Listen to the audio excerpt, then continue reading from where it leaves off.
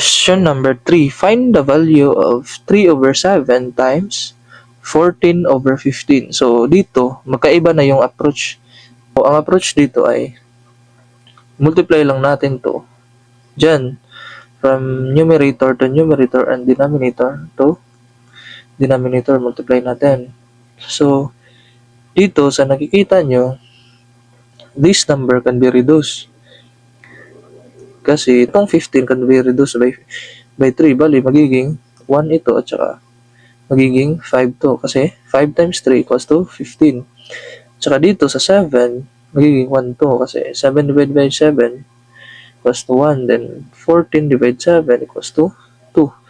So the answer will be 1 times 2 equals to 2. And 1 times 5 equals to 5. So this is the final answer. This is the proper fraction.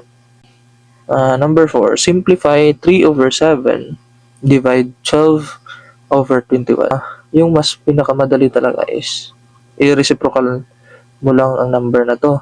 Yung dito sa right side. Tsaka yung yung operation dito is magiging multiplication na. Kaya magiging ganito.